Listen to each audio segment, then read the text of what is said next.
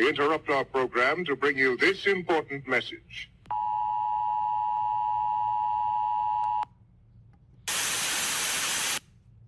I'm back.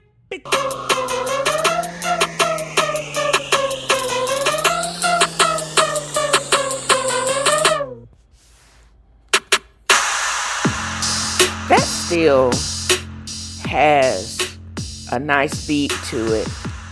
Still seated twerking to bounce. New year, and that song still has a vibe in 2025. Also, it's time for a new intro. I am in with a podcast change. I added the F.A.A.F.O to it, but I'm back with the same formula that has allowed me to be successful in the past. I've set realistic intention. I plan on being present and following through, but I still intend to remain petty and hold grudges. Not all intentions need to be positive. Also, I will be unengaged and unbothered by people and things in my life that do not serve me. That means parasitic people, unsolicited judgments, biased newspapers, and mainstream banks. I will not apologize for maintaining my mental peace. Happy and unbothered and at peace because I'm at unbothered. All day, every day, being unbothered is my way. Join me.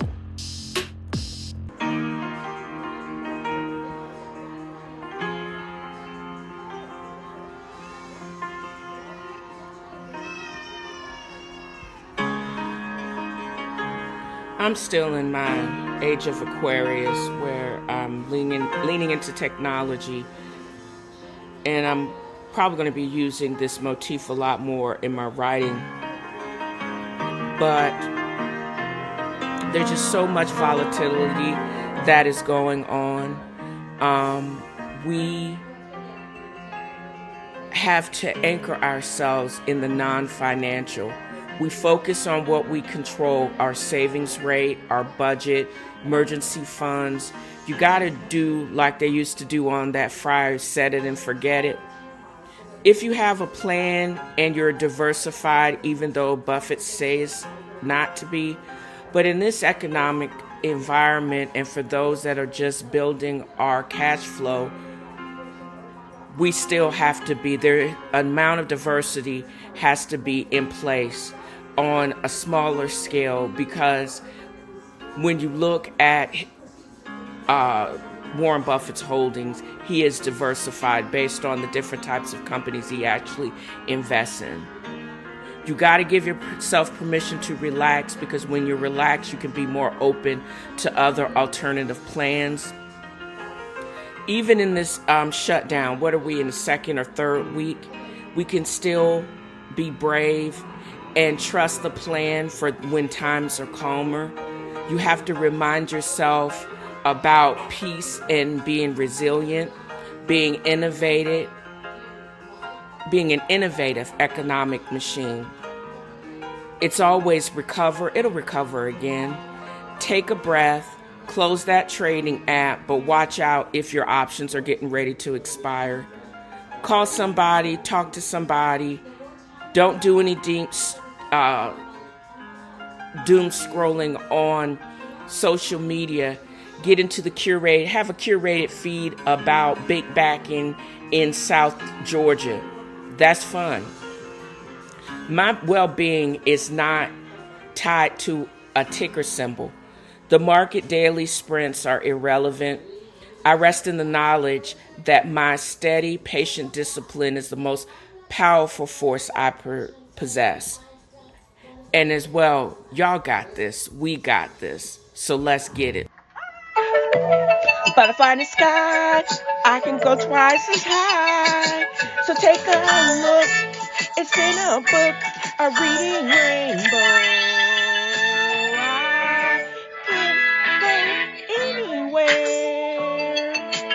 Where's to know and where's to grow a temporal rainbow. I can be anything. So take a look, it's in a book, a temporal rainbow. A chick for a rainbow. A chick for a rainbow. I'm getting more proud of my ability to use, again, AI to create my story of the twin destiny found in the Han, a girl, a house, a destiny. You'll basically follow the experience through a 16th century house. Kochou is the twin sister of Hanja. She was abandoned in the Han River like Moses in the 1580s, and she was raised by the Japanese couple Yoshimura Junzo and Koko, the daughter of a samurai, in a hybrid Hanok-Japanese home in South Korea.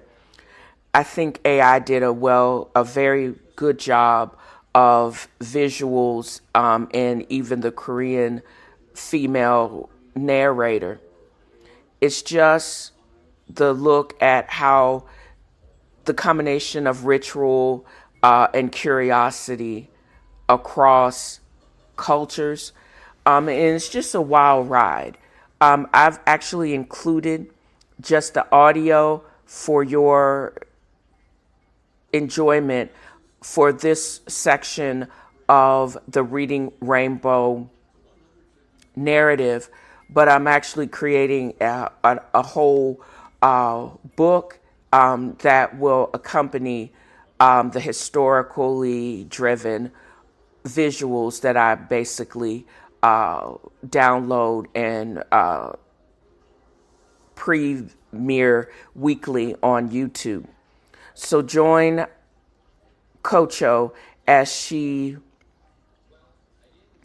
just navigates young childhood into her preteen years and in the war that is actually simmering on the horizon. In the year 1580, along the banks of the river Han, servants of the Yoshimura family discovered something extraordinary floating in a reed basket. A baby girl abandoned by her mother, the royal concubine Zheng, would become the bridge between two worlds. They named her Kochou, and from the moment she was pulled from the water, her life carried the weight of secrets and the promise of new beginnings. Raised by Yoshimura Junzo, the fourth son of Buddhist temple architects and traders, and his wife Koko, daughter of a samurai from Yangdong, her story unfolds at the meeting point of history, duty, and unexpected tenderness. As expatriates in Korea, their status as a fourth son and a daughter allowed them to exist with benign neglect from their prestigious Japanese families, free to create something entirely new. Yoshimura built their family home as a living testament to this cultural fusion. A Korean hanok on the outside, but inside, the intricate details of a traditional Japanese dwelling. Papered shoji, low chests, a tea alcove, and wooden beams carved with careful precision. The scent of incense mingles with steamed rice. Morning light drifts through paper screens, while polished floors reflect two suns, one Korean, one Japanese. Every beam, every sliding door, every carefully placed stone tells the story of two traditions becoming one. Now 7 years old, Kochou moves through this world with the grace of ritual and the spark of endless curiosity. And the house itself feels like a guardian of her mixed memory. Today, like many days before, something catches her eye. A butterfly, delicate and golden, dancing through the filtered light of paper windows. It flutters past hanging sketches and lacquered boxes, a small comet of color against muted timbers. Watch as she follows it, her laughter bright and pure, echoing through doorways that frame both Korean elegance and Japanese precision. Her fingers reach toward it, only to miss, and each miss is a lesson in delight. In the main hall, architectural sketches hang beside ceramic jars filled with herbal tea, while framed family plans for Buddhist temples share space with carefully preserved records of Japan's military history. This home is more than shelter. It is a living map of tradition and imagination, where East meets East in ways the world has rarely seen. The butterfly leads Kochou past sliding screens painted with cranes in flight, their wings echoing the movement of her small hands. Here in the tea room, Korean ondol heating warms floors beneath Japanese tatami, creating comfort that transcends borders. Through the kitchen, where Korean earthenware holds Japanese seasonings and wooden ladles rest beside brass pans, recipes from both cultures blend like the families who created them. A child's doll sits on a shelf dressed in a patched hanbok over a kimono sash, a quiet testament to everyday fusion. The butterfly seems to know every corner, every hidden passage, as if it too understands the magic of this place. In Yoshimura's study, scrolls of temple blueprints unfurl beside maps marking trade routes between Korea and Japan. Tools for measuring, inks stained by years of sketches, and notes on temple ornamentation populate the desk. These are the tools of a man who builds bridges, not just of wood and stone, but of understanding. His architectural genius lies not in choosing one tradition over another, but in proving they can coexist, can strengthen each other.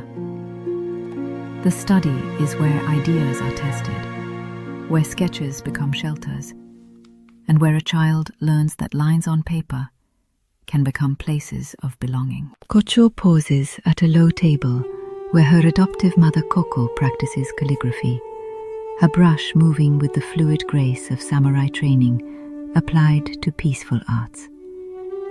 Each stroke shows controlled strength and gentle patience. Ink blooms into characters that speak of home, belonging, and deliberate care.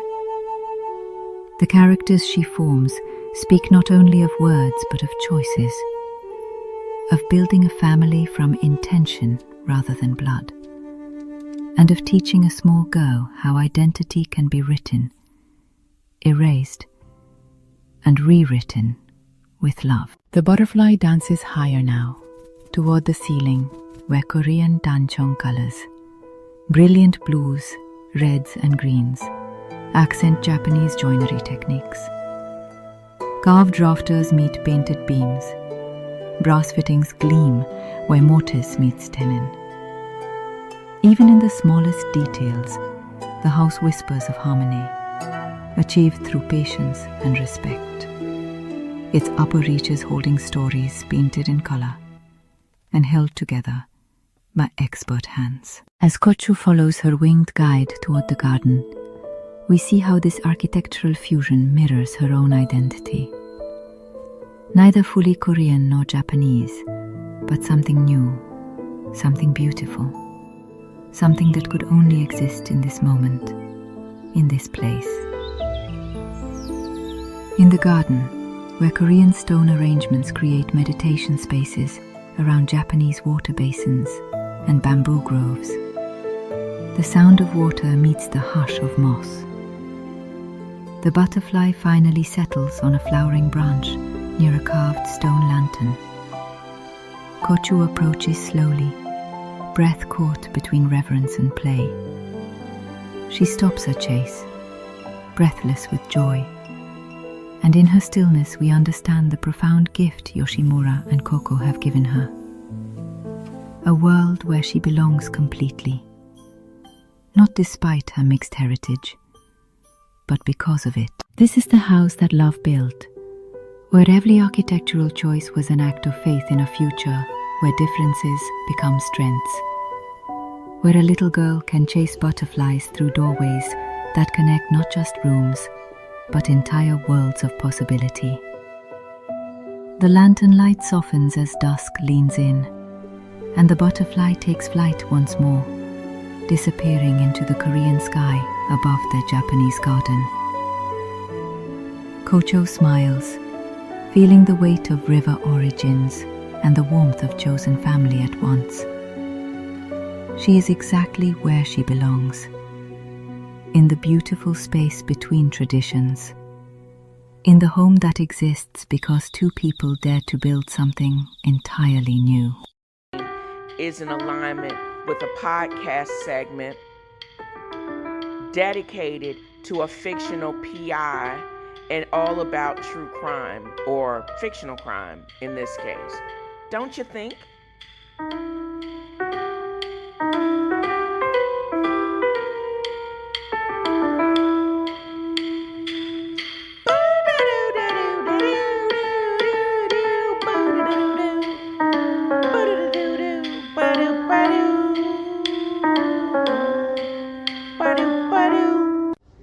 For the most part, in my endeavors to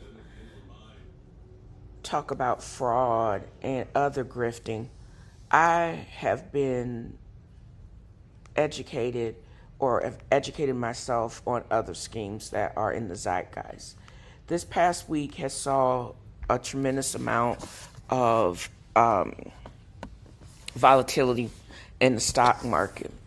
And with a lot of volatility and also an intentional, it always seems that there is an intentional means to basically create chaos, to basically cover up other schemes. And that's what I've seen in spades in the last several days. For example, Jefferies Financial Group basically was caught holding the bag of $715 million in double sold invoices. There's something called factoring where a group will sell invoices at a premium to these investment banks to get short-term financing. But what they have done is what they actually found out, which was uncovered after this group filed for bankruptcy. First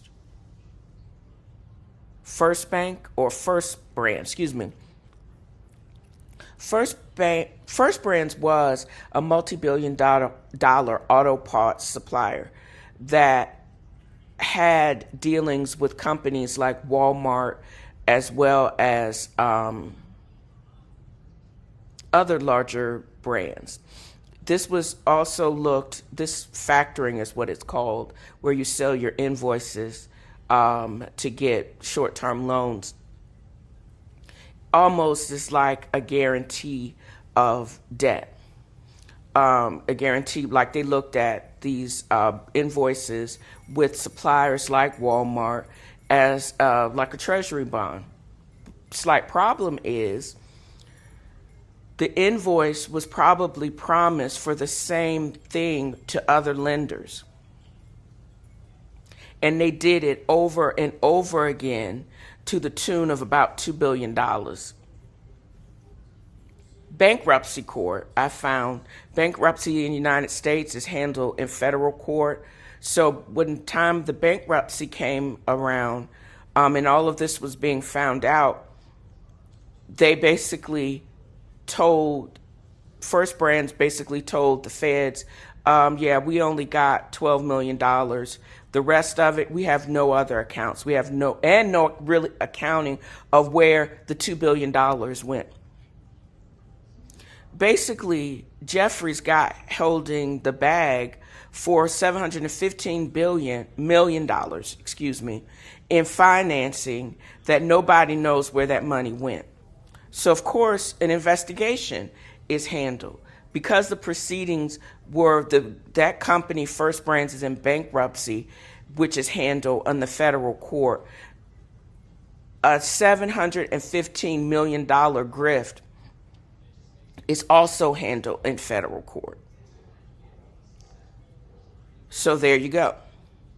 And then we got, while the stock has been running high with frenzied euphoria, there's a company, a little known company like Galacto, a very small biotechnology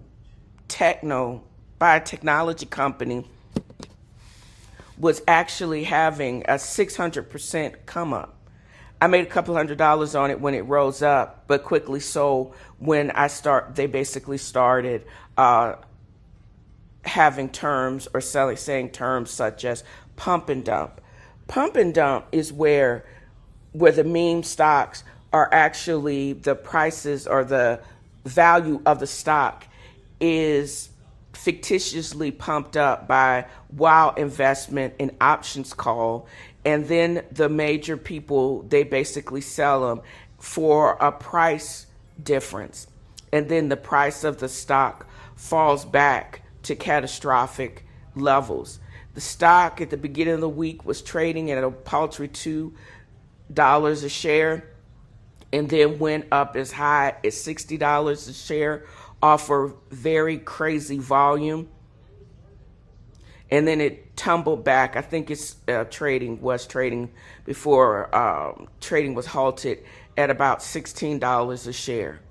While there are no formal public records of an investigations by the SEC, that recent volatility has led to speculation about possible manipulation. That means that nobody's saying anything, but of course the feds play the long game. And then I started looking at because I've ever since this administration, and it's wild that it's only been in power for about 10 months. We've seen a lot of frenzied euphoria. We've seen creation of a meme coin or altcoin. We've seen wild swings in the market based on clear, sleep-deprived, stroke-induced, hopeful congestive heart failure rants from 2 o'clock in the morning. And I also, because I have my own altcoin, was not aware of, not only did the broader market take a tumble, but also the altcoin and just crypto in general also took a tumble. Gold is still holding steady. And once I figure out, now that I have access to futures trading, we'll see how that goes. But I digress. I am still cautious, and the only pullback where stocks and options are to a manageable level is only going to allow when they actually rebound to where the prices of those said stocks actually should be.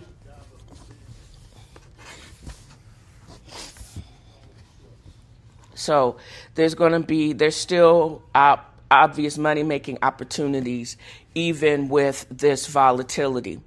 And when, as I said at the top of this segment, anytime there's major chaos and y'all pick a fight with China, this current war with China, 100% tariffs on rare metals, where does that come from? And it basically shook everybody in the stock market to the core, where it lost and plummeted. All in exchanges plummeted a certain amount. In the short term, there was a short-term loss of value overall in my account. But there are also some stopgaps where I see an opportunity, again, to make money. And did Chump's altcoin also lose value? Well, it actually lost a whole bunch of value from an all-time high of $73 per coin per token back in January to when it basically fell through the craters this past week. It was down below at $6 per share. But then it's actually picked up a little bit steam. And I think $6 per token is actually also still inflated because I don't think it's worth anything. My biggest concern was that massive price drop secondary to the old-fashioned rug pull where the project collapsed because the financial pool was basically rated for all of its wealth or volume or liquidity. Nah, the liquidity pool was not rated and the project was not abandoned. It was just the initial hype is over and the actual principal, not just the principal retail investors, paid the cost through fees when they bought the coin. The people that actually own it are the developers and the institutional investors that basically created the coin, and they profited from all the service fees associated with the coin being traded.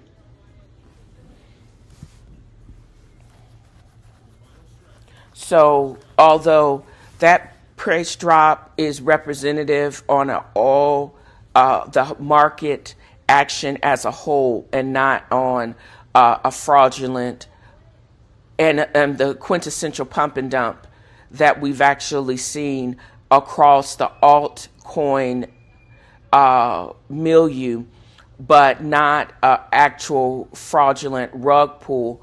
But in the short term and in the long term, even these pump and dump schemes and records of them are being kept, I think are going to be the precipice or the basic of future federal crimes in the future, because the law enforcement and on the federal level plays the long game. Somebody is just as petty as I am. They're keeping just as good notes of all of these massive pump and dump schemes, as well as the quintessential whale implosions and all the other fraudulent activity around the crypto sphere. And they're tracking it, just like I am, but on a larger level. So with that said, every time you hear something crazy and you get some type of market shakeup, look for when the dirt and the scum is uncovered, because I don't think we've seen the end of such shenanigans as we've seen this past week. And what cover up? Every time there's some weird announcement and the market shakes up, what is it? What is that chaos going to cover up or uncover in the mayhem? So, bubbles, toils, and troubles. What is going on with the AI bubble? And what is circular financing? I can truly state that I am learning more from just investing and researching and investing and tolerating some of the talking points on shows like CNBC and even Bloomberg, and trying to understand as much as I possibly can about finance and financial market, because I'm in the stage where 80-hour work weeks is not for me.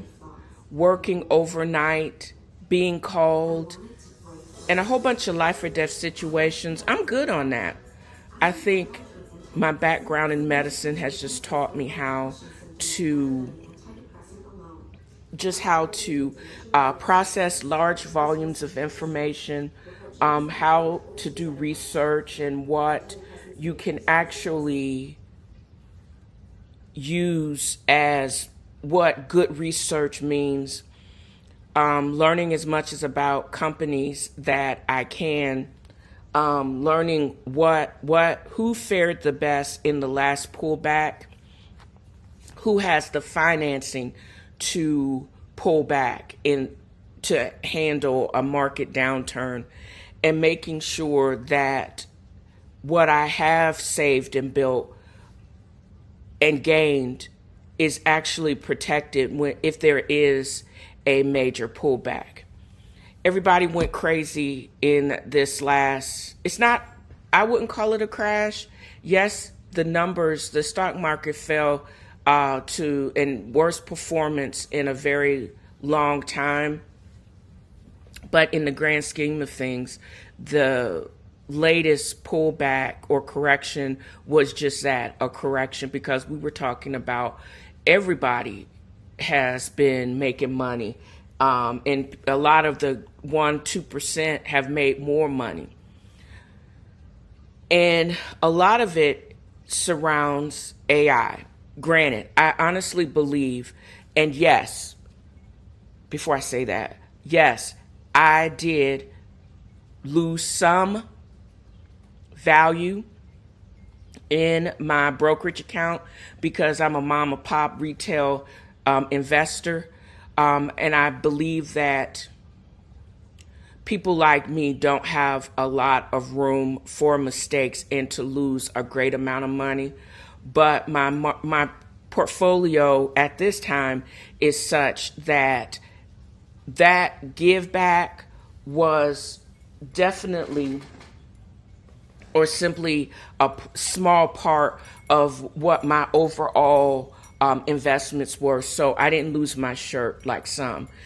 There was a major pullback in crypto. And again, not a lot of what I have invested in crypto, I didn't take much of a big hit. But what is lending to not only the need for energy and data centers, etc., besides crypto, is AI.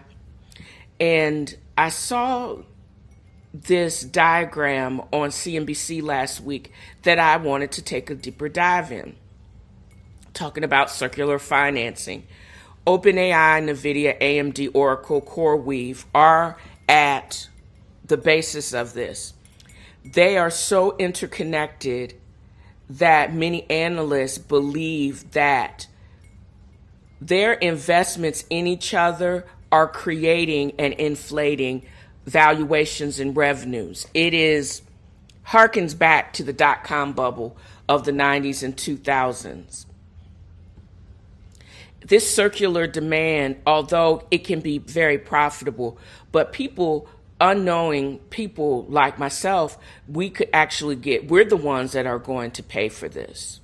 For example, it is when a supplier invests in a customer, the customer then uses the capital of that supplier, and then they book it as revenue.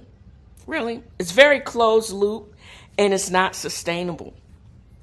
We've seen these mega billion-dollar deals for equity where NVIDIA, a chip maker, invests $100 billion technology for equity. AI then uses the cash and other funds to commit to other deals for their chips and data center capacity by buying up using Broadcom and other companies like CoreWeave. They both see their stock soar, and it makes them easier for the entire ecosystem to raise more capital.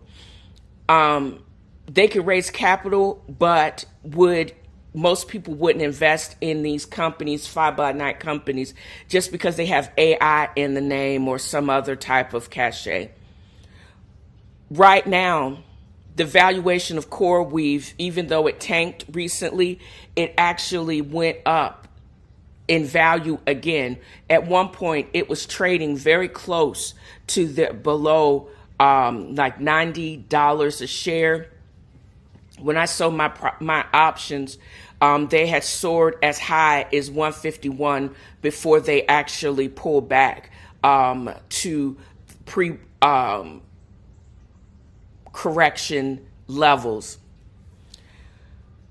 Who also took a hit? Between NVIDIA, CoreWeave, and Oracle, all of them have receded in this current correction. But yes, lost some value, but it doesn't hearken to the Lucent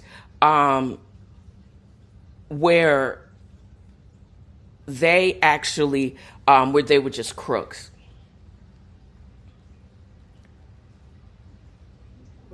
So what is the issue? Because when your supplier is your customer and there's some shenanigans going on in the books, your valuation is greatly distorted. OpenAI, or Tom the weirdo, their current CEO has said that they don't have any problem staying private and raising money. And it's wild to me that that company is actually valued at $500 billion, but they have a large operating loss. How is that? They don't make anything. And a lot of this circular inflated funding model is what is based, and they're not all that transparent because they're a private company. If a key player like OpenAI fails to achieve some type of profitability necessary to sustain this massive infrastructure, there's so many companies like NVIDIA and AMD and CoreWeave that could basically crash on this information. What we're seeing is these transactions and this inflation is causing a very dangerous bubble. And there's financial engineering versus long-term verifiable customer cash flows, because they're trading equity for pennies on the stock. But where's the money? Are they printing money, or are they mining Bitcoin to create more capital? This harkens back to vendor financing. When Lucent and Nortel inflated their margins and where their real cash flow, because they were floating large amounts of financing to these customers that could never pay them back for their orders. And when that bubble burst, the business model itself was not profitable. So there was a whole bunch of defaulting on loans based on some inflated revenues. Everything that they booked was fake. And they ended up only having a bunch of bad debt. Then the entire loop snapped, huge write-downs.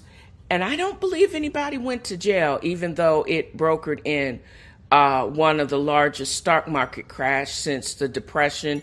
And then we had the mortgage crisis and the implosion of Lehman Brothers. So these types of circular financing and dubious and your revenues being propped up by bad debt, all is a recipe for a bubble. And when that bubble goes pop, a lot of people, include mostly the little man and the retail investors, actually get hit.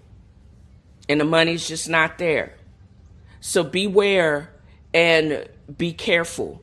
And know that this model in itself is not sustainable. You can hope and you can pray, but you also have to be careful to protect your margins. Take your profits when you can and keep it pushing, and truly invest and not look for just a quick come up, but also a sustainable means to build generational wealth instead of having to be in the federal bankruptcy court.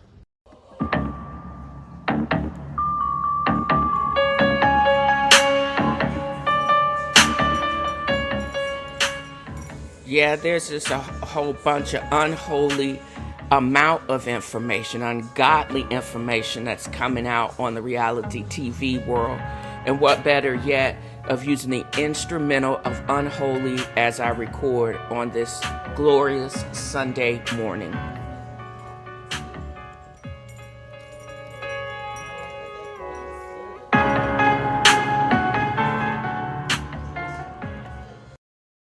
So let's just get to the top of it. Usually I do these Real Housewives reality TV and even the Bell Collective or whatever else is playing on OWN in no particular order. But the most salacious this week is a toss-up between Real Housewives of Potomac, the off-camera shenanigans, and then you got Sister Wife coming in at a close second. So, as long as I can keep the nonsense down, I'm going to actually just talk about this as much as I possibly can. Background noise, that is. I'm hoping that my noise canceling quality of the microphone for my computer actually is not going to you're not going to hear a lot of talking, but I've cut the TV down because I'm also watching something else on home, Family Secrets. This week is crazy because on this week, a man by the name of Bobby Love, who actually was a convicted bank robber down in North Carolina, had been on the run for 30 years before he got caught. And then they sent him back to jail after he had been changed his name, living under an assumed identity for years in Brooklyn. And then I wonder how, maybe that's why I'm going to actually watch that a little bit more. How did they track him finally to Brooklyn? Was it some type of cold case and then somebody slipped up, loose lips? I don't know, but I'm not sure if they ever get to that. That's why I'm rewatching it anyways. But anyways, Real Housewives. Potomac premiered last week. Karen Huger, prior to, about a month prior to them, the cameras going back up for the season, had been released early from her multiple DUIs. She wasn't there. It's been rumored that she may appear towards the end of the season, but her presence was felt. They had some ghost drama, cryptic texts, some prayer circle, which was shady as all get out. Stacy is Delulu. Stacey Rush, I think is her name, her last name. It's now being alleged that she brought on TJ, and everybody was saying this all last season, that they were friends, they didn't even kiss. Now we know they probably didn't kiss because she had bad breath. And she came on, she had a long storied history on QVC as a presenter. She was going through a divorce at the time, and her German husband, she actually they were under pretty good terms, but there was a scene where they were shown, and it was obvious that she was still in love with him, and he was just like, well, we'll see, because there was something that actually happened for that somebody filed, and the divorce was getting very close to being final. But it appears that they may be rekindling their story. I'm not sure. So, but then we got, what's her name? KK acting thirsty. Another allegation of Dr. Wendy acting funny. Ashley, after 3 years, her divorce is finally settled. The terms were in her favor. It looks like they may have had a pretty ironclad prenup, but she still got $20 million payout. I don't know if she got that in addition to child support, but I don't think she's going to be getting alimony with a 20 million large payout. There may have been, they may have did their due diligence, and forensic accounting turned up monies where he was basically alleging that all the money that he hadn't really spent all that much money after they got married, because she was not entitled to anything that he had made prior to it. But he's a businessman, and he must have made some amount of money to have some type of consideration, because that's a pretty deep and large payout.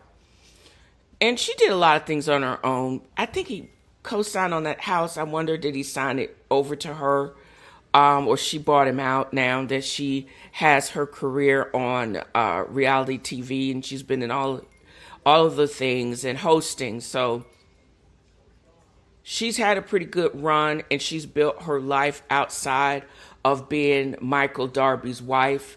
So kudos to her.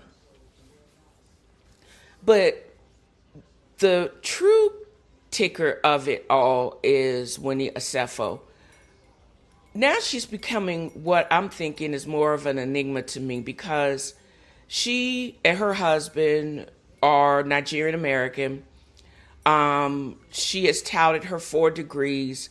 When she first came on the show, she actually was a professor at Johns Hopkins and was a political commentator on CNN. Since then, it was a storyline, I don't know if it was last season or season prior, where she gave up her tenure. Or they told her, you don't got to go home, but you can't stay here kind of situation. It was not very clear about that. I know that I've not seen any reports of her doing her commentary. Her Dr. Wendy show on YouTube is not premiering any new episodes. Eddie is also a graduate of one of the law schools, I think in DC. But there is no reports of him passing the bar or actually ever practicing. I don't know if he had some consultant roles or paralegal. I have no idea. But I say all of those things to say is because they have a very highly curated presence on reality TV and social media.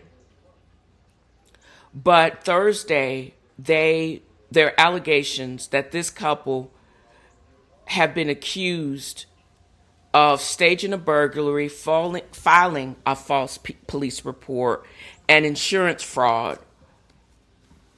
First, the $450,000 in luxury goods, the emails from husband to wife saying, is there anything else that we can actually add to the list to pump up the amount of worth of luxury goods that were allegedly stolen? And we see a pattern of y'all report all of this stuff stolen, but then when we traced it, a lot of you had already returned the stuff for refunds. And then you wear one of the purported stolen goods on Instagram. This scheme is just mayhem and foolishness.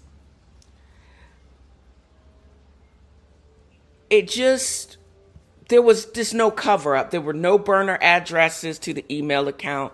And if you are in a relationship with somebody, why are you emailing them? Why don't you just ask them if y'all in the same house? Are y'all that busy? And it's just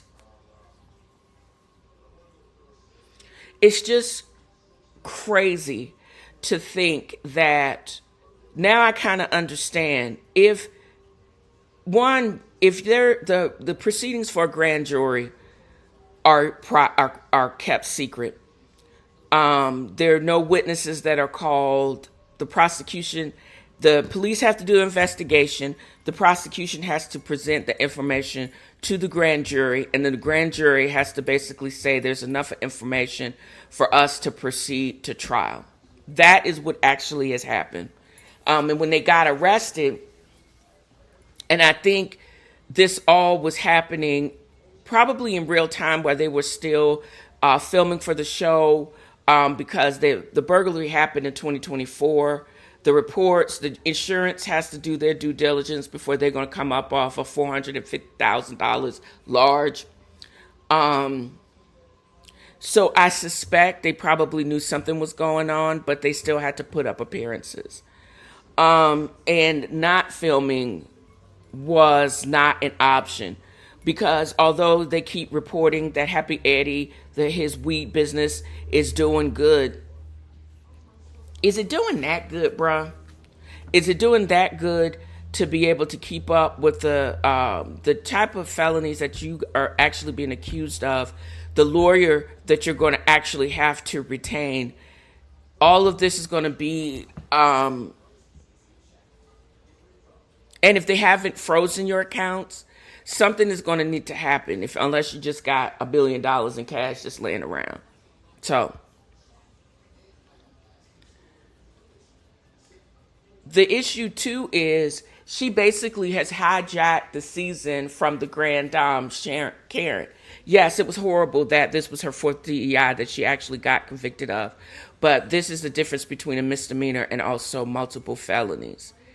They got a storyline. Evidently, they had already wrapped. They were preparing to film, where there's like a hiatus where they're getting ready to go and have the reunion. Her new show or participation in Bravo's Wife Swap, the Real Housewives edition, has been delayed. They say it was supposed to premiere this week, but it's probably delayed another week because they got to vet her scenes, because they basically swap houses. So what also is uncanny about their arrest, several items that were reported stolen, they actually confiscated when they picked them up at the house. All I can think of is what the kids are actually going through, because we've seen them grow up. Wendy's been on the show for 7 years. There was a part in the episode where they're talking about what they actually want to do. And it was kind of uncanny. One of the sons, kids will put you on blast, right? One of the sons says, "You're not even a real doctor." And I'm wondering, my mind goes to, he's like, well, you're not a real doctor and you're not really using it. How much have they overheard, or how much have they seen, where the biggest thing that they could think of is owning a franchise of Chick-fil-A's? You know what I mean? So sometimes these kids appear to be very naive and very sheltered, but I'm wondering, now that they're older, how much have they seen and what they know? And now everybody's seeming to coming out the woodwork. Former cast members, interactions with bloggers that have gone left. And it's always been, she's always acted that she's above it all. And she, with her 4 degrees, she beats you over her head. But at the same time, she's not above crime, even though this is the worst heist I've ever seen. Girl, you are of Nigerian descent. You could have did this better. Or took a page out of Simon, Portia husband's playbook. Why didn't y'all cover y'all tracks? Sometimes the smartest people are also the dumbest criminals, but I digress. I would hope that this is not a way for her to believe that she's going to be relevant, or continue relevance, because the sentiment is with Karen Huger, with all of her delusion, she got jail time only for about 6 months. Teresa Giudice. Teresa Giudice was the face of Real Housewives of New Jersey. Karen Hugler, with all of her condescension and delusion, still had a favorable fan base. And a lot of that pool has bought and the popularity of them will always bring them back. I would also garner, while it's hot, Jen Shaw, even with her shenanigans, may actually have a place back on Bravo when and if she ever gets out. But Wendy, I don't think you have enough sentiment within Bravo and also within the watching public to be able to utilize this and to play this for positive. If y'all stage this for cred and you're using any type of publicity as positive publicity, how are you trying to parlay your spinoff and special behind the scenes while the PhD, Weldon, multi-doctorate, how is she doing in jail with no fillers, no Botox, no extensions? How will she really fare? I want to see her with Queen Latifah cornrows and suffering in the county jail, because that would be funny to me anyways. I don't know about y'all, but there's something not right about all of this. And I've been watching a lot of the online other commentators. Now, granted, I don't know this woman. I don't know any of these people. I would prefer to only watch what they would say about their situation, but they can't talk about it because it's an open investigation and they haven't gone to trial yet. I would basically, like the judge said on Carlos King, don't come to any final conclusions. Follow the evidence. And that means I'm only going to be able to follow and comment on what has been presented to us. But I also think that one of the insurance agents was funny. They were like, made it left in the comment box. This smells like somebody that has done fraud. Now there's a pattern of behavior that they've probably committed this before, and how her appearance and her lifestyle did not match up to what the W2 Weldon people of the rest of the world, even a professor with tenure, you're not balling like that where you can have 4 Birkins. That doesn't make any sense. Also, are you really balling like that? Even with your salary from Real Housewives, your husband still is a real practicing lawyer at this time. So where y'all get all that money from? Something don't smell right. And it ain't the cheese, because we ain't in Norway, child.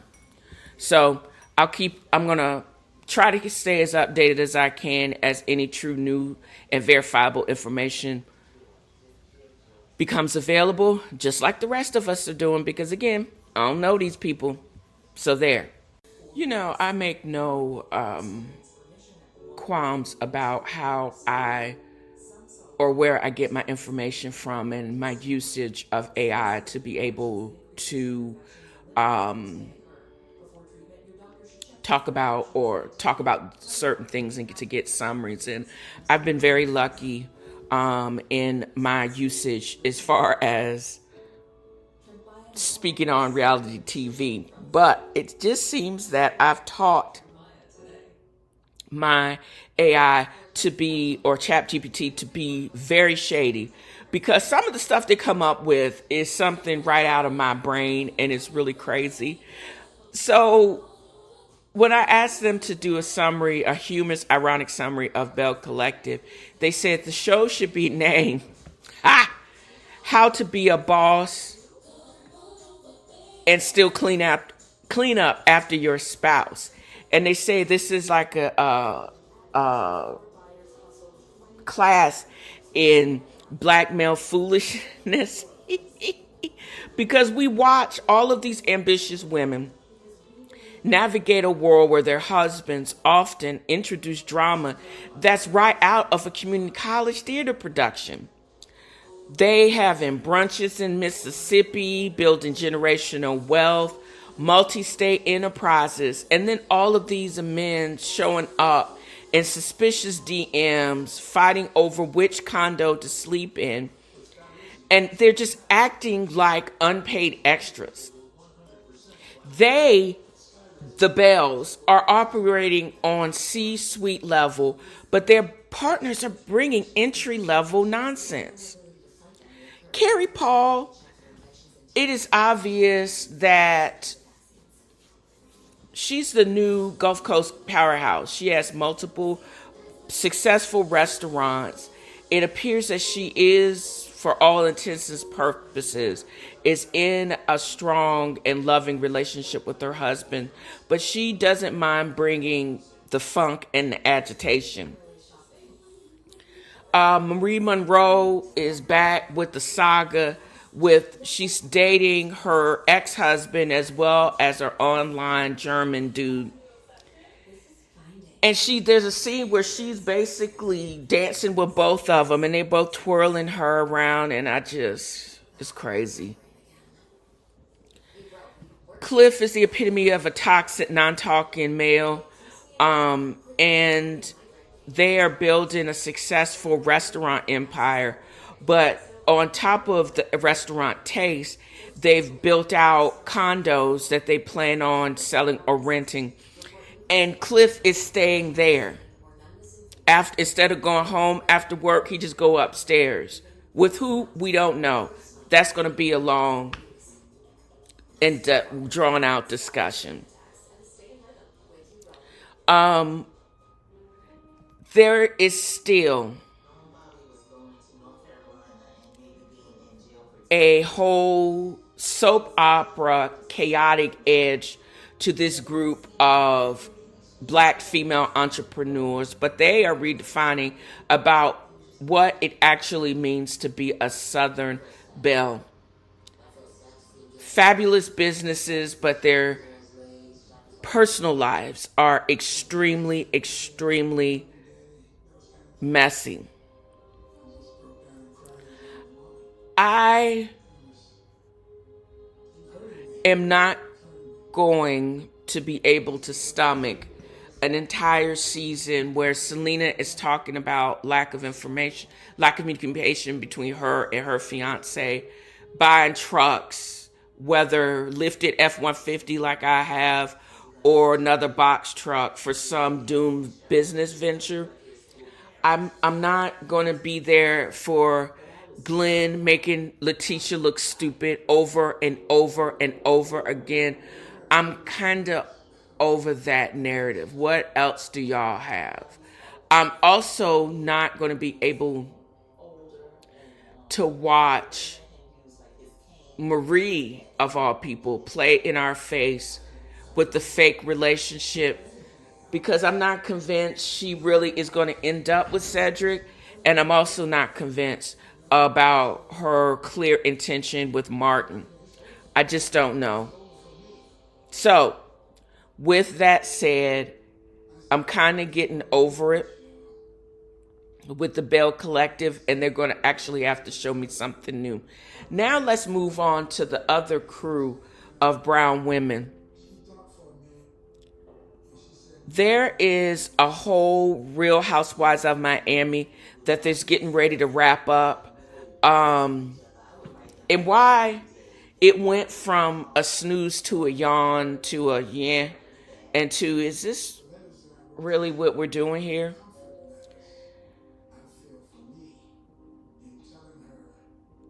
I get why they started out with tequila shots, because you need to be drunk to be able to try to navigate in any way the emotional damage that these women are perpetrating on that stage.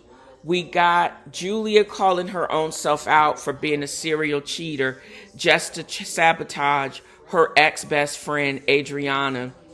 And don't get me wrong, I don't think Adriana is at all innocent in her interaction, because she went and tried and was seduced by Julia the entire time that she knew that Julia was married to Martina Navratilova. And then you basically probably did tell her things, probably were encouraged to do things with her. And then you basically not only sabotage any possible way of you fixing things with Adriana, and also blowing up your marriage. Y'all literally just adopted kids, and now Martina is consulting divorce lawyers. All you've proven is that you have trash character. And even though you are messy,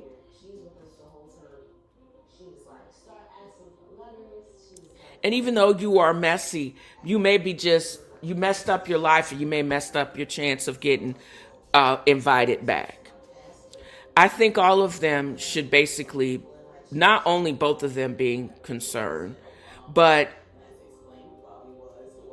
they all have certain things that we, the audience, are not going to really tolerate.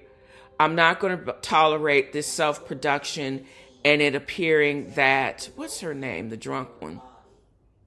It's Alexis and her other friend. You only give me little curated sound bites. You drinking cocktails and hanging out with Alexis, but at the same time, you're really not giving me story. And there's hints of self-production, controlling a narrative where it steers away from your real life. Yeah, we all need to be concerned about that, because I'm not going to be able to watch another season of the trash that I just saw this past season.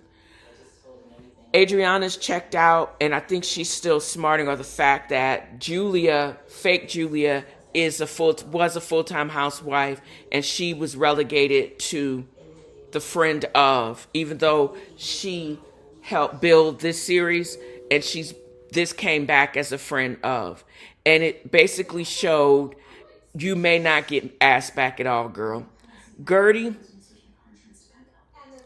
the sad irony is she basically gave her real life and all of her turbulence of coming back from cancer, but it doesn't seem like she knows where her place is. She overtalks the other women.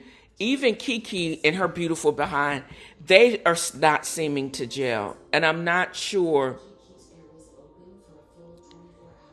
if her true autonomy and independence is going to gel with this group that doesn't have a realistic or natural thought or positive thought for success in their head. They're a bunch of crabs, and they dwell and shine in the mess. Stephanie, question mark. I think there's a fraud basically being perpetrated on her business end, and she may end up in jail just like Teresa and Wendy Osefo. Larsa, I'm just tired of her entire BBL face ass.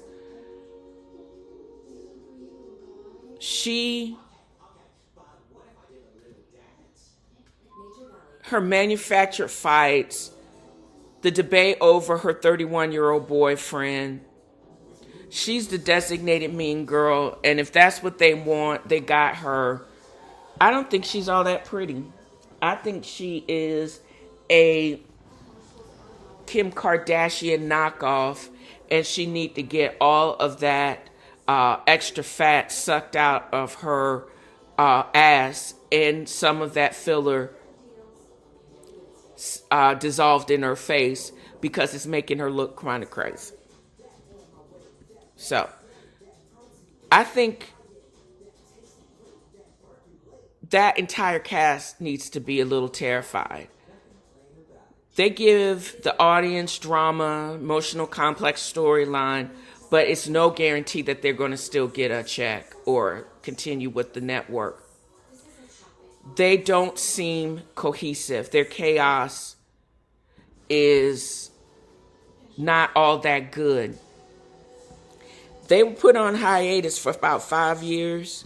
The irony is they may be sent back to that Bravo Siberia, even in spite of delivering one of the franchise's all-time most chaotic, I wouldn't call it the best reunions, because that still goes to the season, the reunion when on Real Housewives of Atlanta, because everything goes back to Atlanta, when old fake F.A.A.F.O, Phaedric Parks, she was outed for that lie on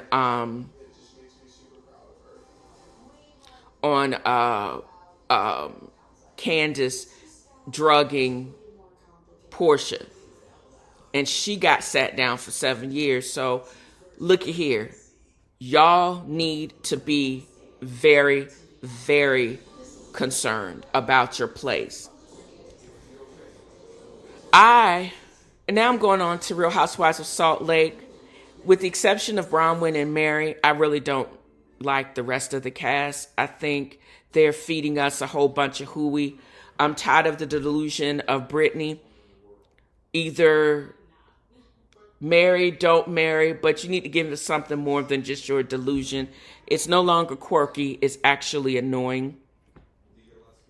Lisa Barlow, the problem is her selective Mormonism, her transactional friendships, and she needs an unwavering cult-like loyalty from friends. She's just problematic because it's so two-faced. She says, all of these rules are for y'all. They don't apply to me. I'm so much above it.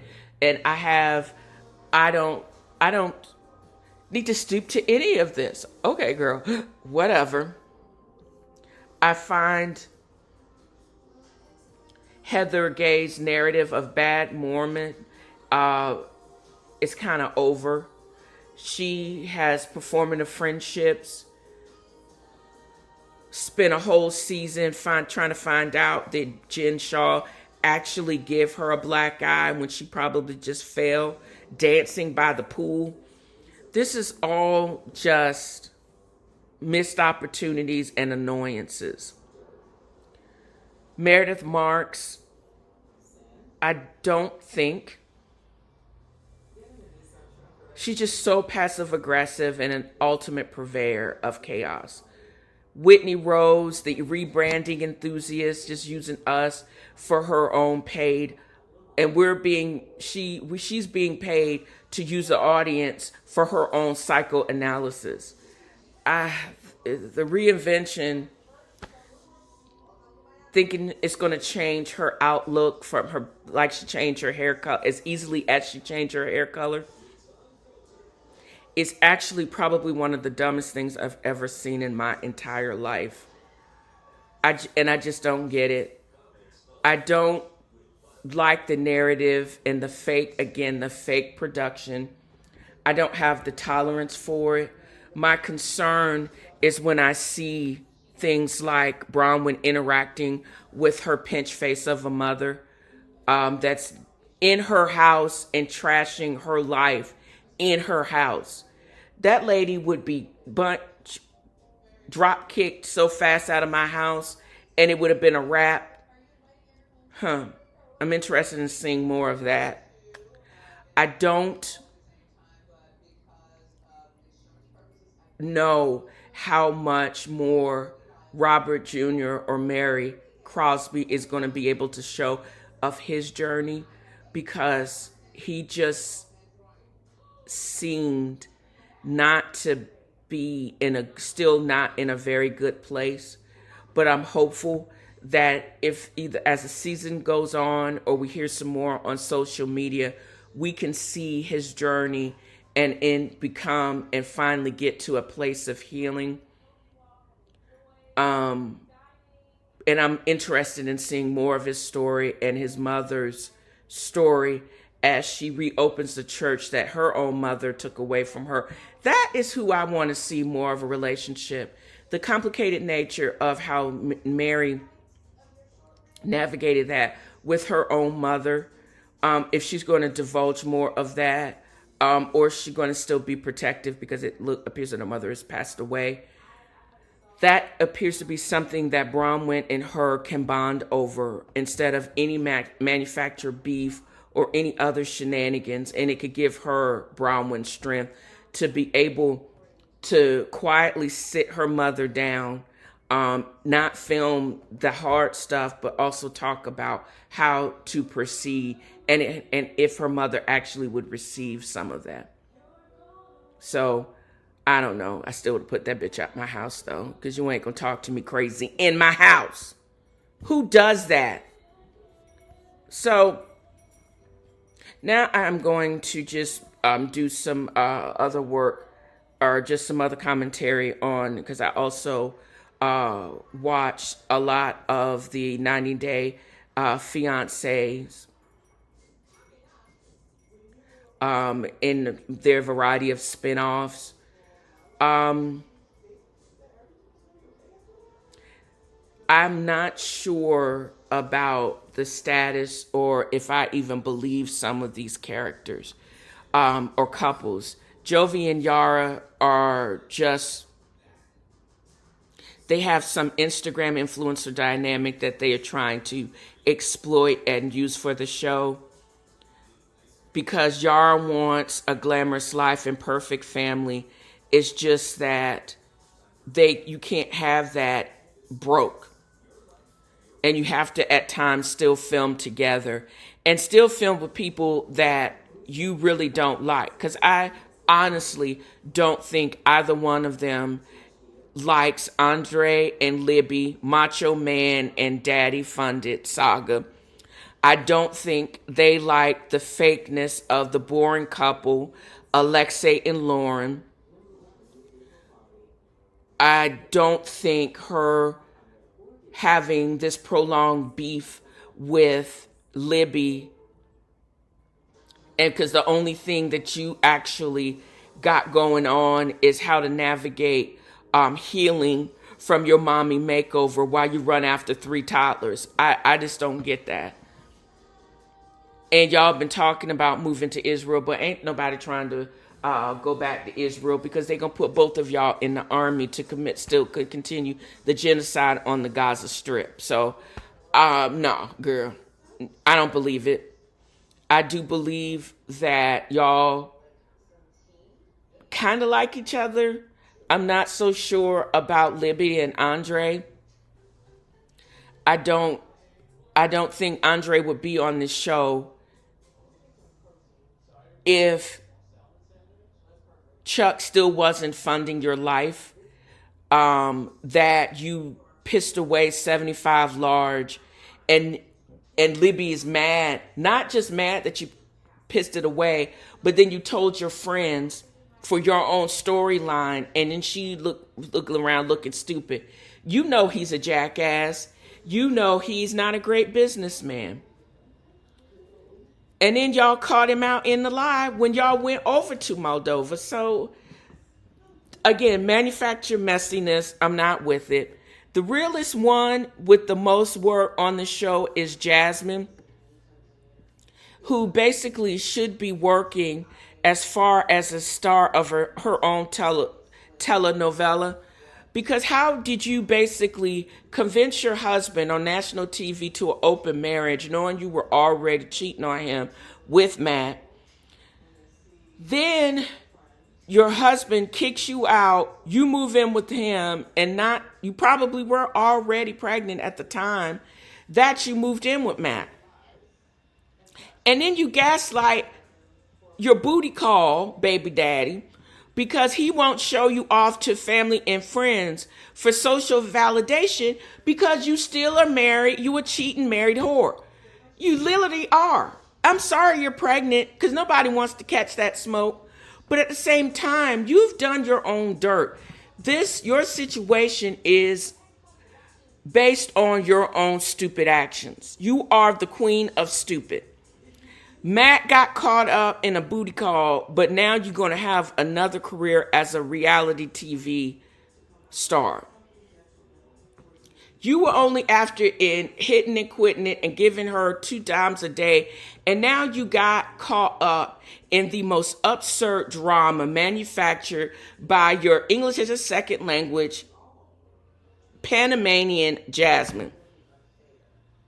So there you go. Why? And in Jasmine now, in more absurdity, Jasmine is now mad because he's not showing off the prize of her overdone, overfilled, BBL'd breast implant butt. Girl, you were a booty call gone wrong. Lean into it. Matt, be about it. How you going to navigate and just tell the people, your actual real life people, that you got caught up in some mess and now you can't get rid of her? And Gino is already, it sounds like he's already activated because he is about, you basically lied to me. I spent all this money on you,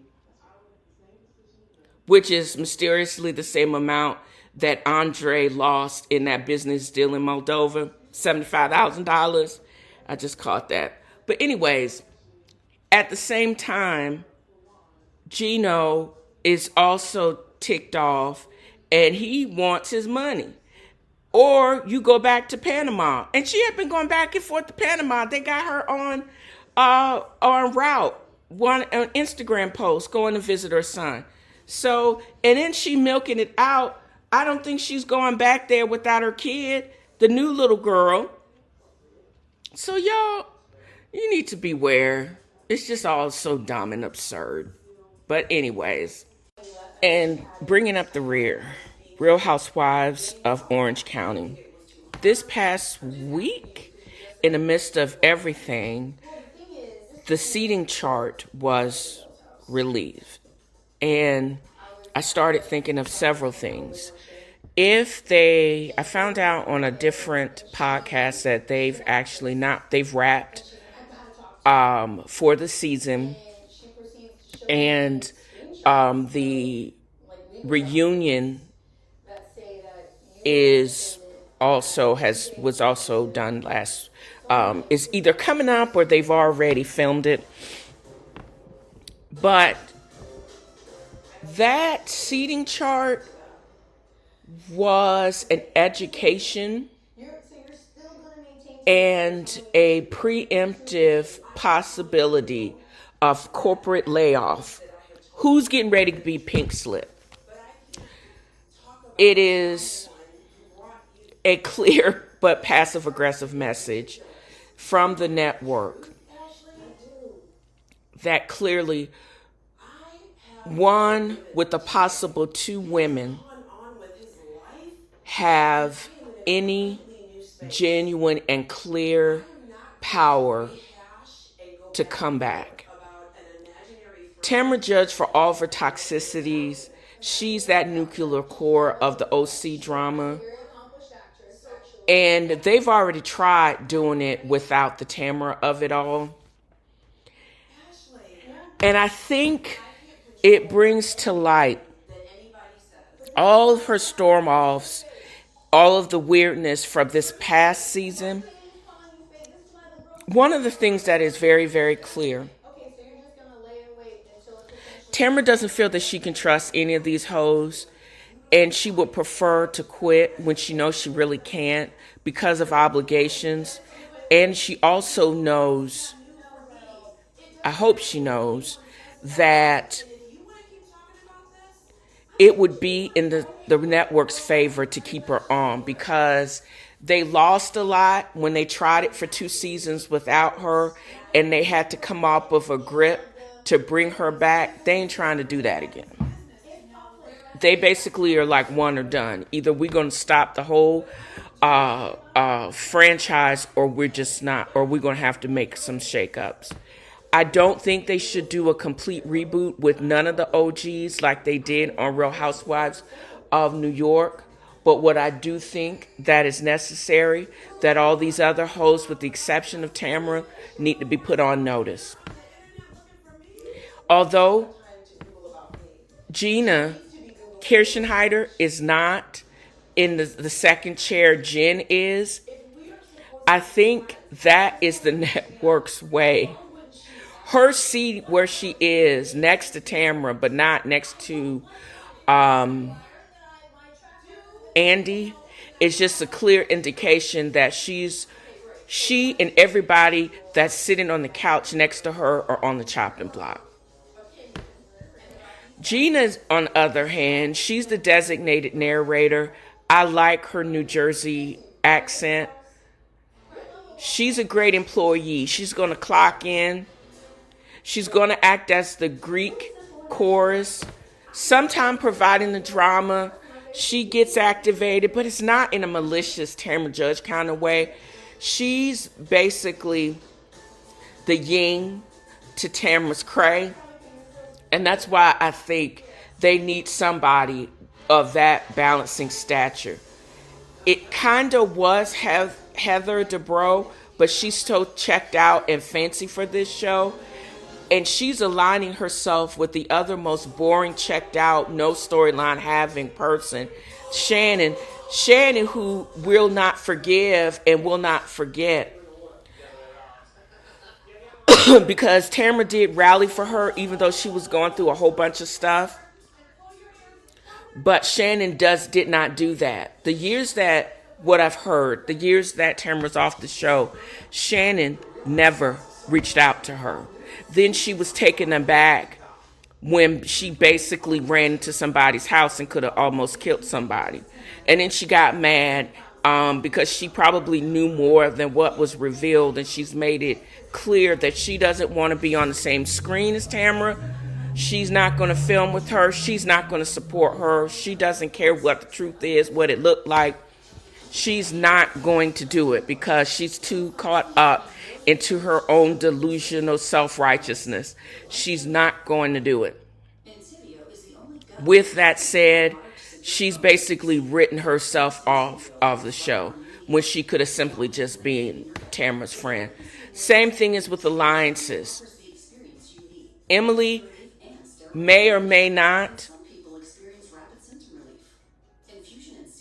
be back. She's always the angry ally. They need somebody to screen it to somebody for 15 seconds. And her only connection to the show is if they bring back Gina. Since they will bring back Gina, Emily may come back as a friend of, because I think that's exactly where she needs to be. I have no interest in seeing her in some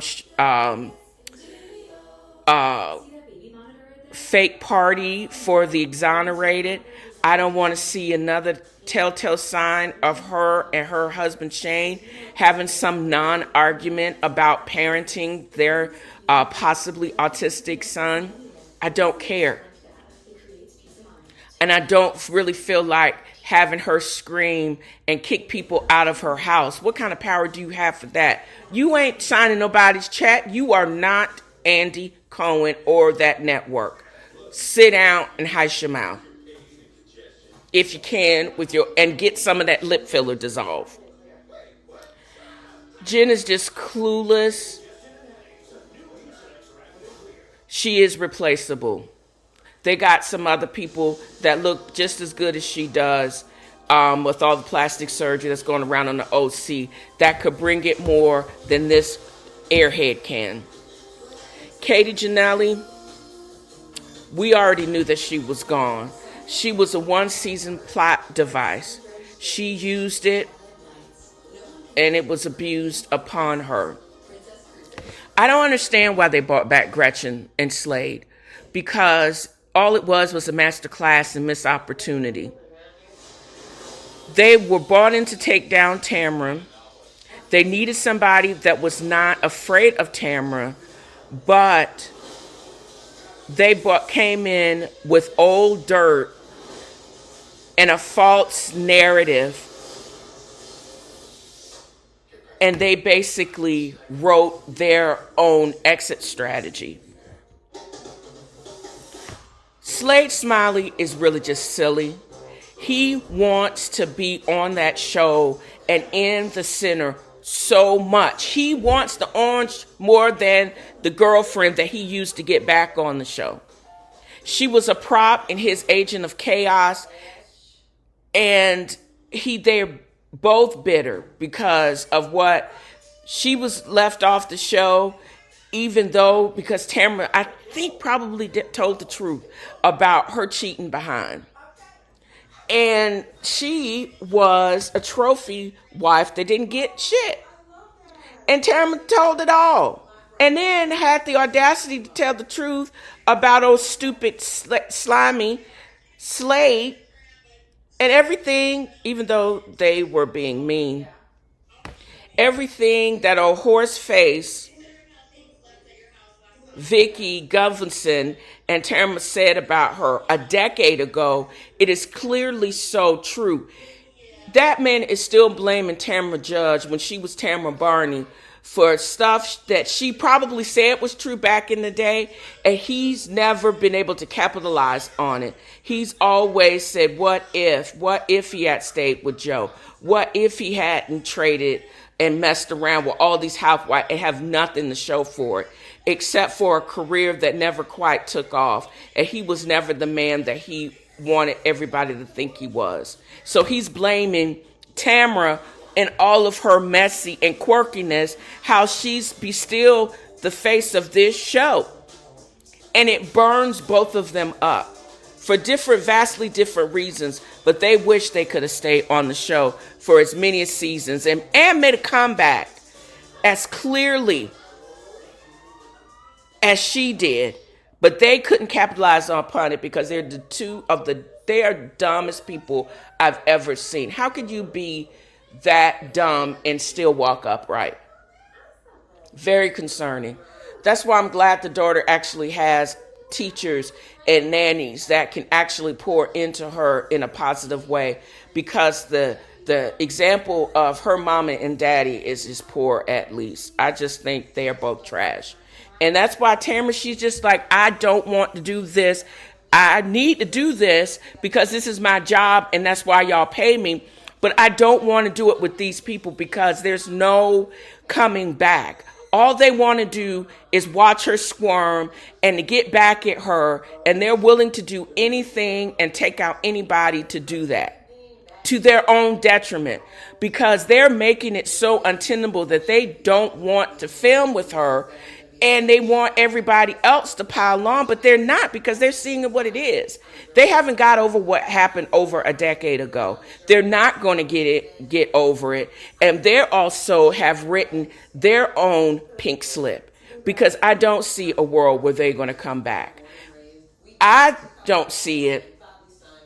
If they did come back, I don't think I would be able to watch it. In a lot of ways, I honestly think this show needs to be rebooted. I'm tired of this darkness. I'm tired of people being checked out. I'm tired of people not clocking in. And I'm tired of the produced, orchestrated chaos for chaos sake, because there's no resolution. The best thing that Emily said, what can we do to move on when you got a whole bunch of people that don't want to move on and they don't resolve? That's what makes these shows very entertaining, even in spite of the chaos. Because at some point, they basically say, bet, let's move on, and then we move on, we can have fun until the next crisis comes. But what they have been caught in is decades-old crises that they don't want to move on from, and they just want to see somebody's destruction and them getting fired when they know good and hell well that they're not going to get fired. What would have happened if they had genuinely went in there and basically got back to some type of resolve? The reason is because there's no way that Tamara Judge would have ever made good over Dad Bot Slade. She would have never messed around with him, so he couldn't get that.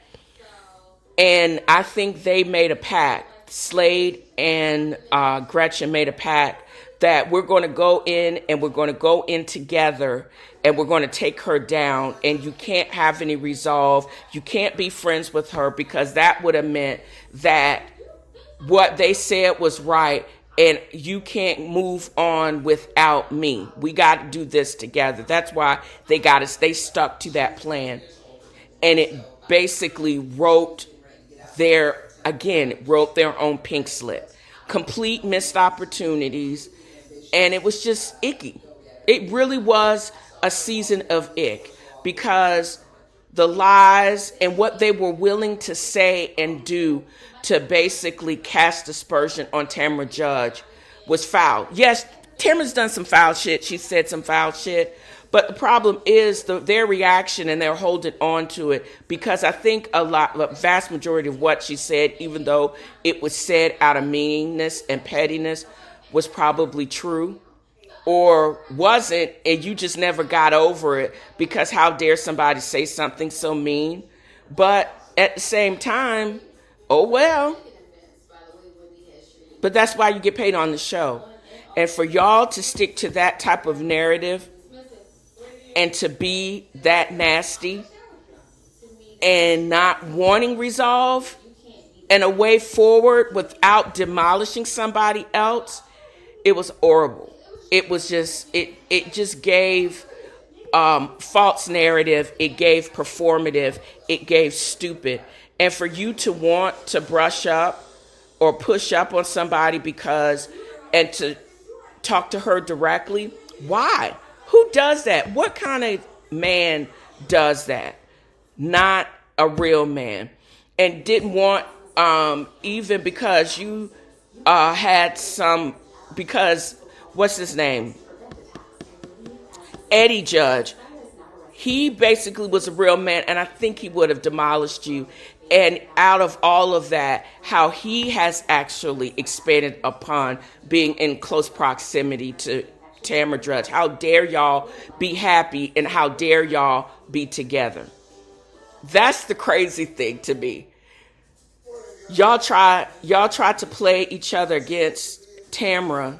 This is Slade and Gretchen, but y'all got played, and now y'all have written your ticket off the show. Again, if either one of them, definitely if they come back, I'm not going to be able to watch OC. I really am not, because I'm already sick of her non-moving face, and I'm sick of Slade sliminess and slithering his trying to weigh into some type of moment. Nobody cares, Slade. No one.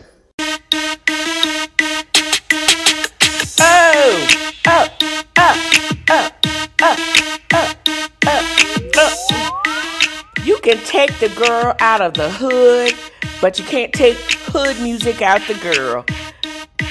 But I'm going to end this with a word, just as I started this podcast. Do or do not do. There is no try. And that's a word from Yoda. I hope I have conveyed just how much fun I have had in creating this podcast. I've got my mojo back. Just set your intention or reset your intention. It could be daily if necessary. Mine is peace. No mental dumping over here. If I'm acting like I'm not listening, I'm probably not. I'm not your therapist. I'm not a therapist. Keep the crazy to yourself, child. You do you and leave me be. The sooner you figure that ish out, the happier you will be. So this is what I want to convey in this podcast. And that wraps another of F.A.A.F.O has a fro. Join me next time as I throw shade and point out the shade and simply have fun. Y'all have a great new year.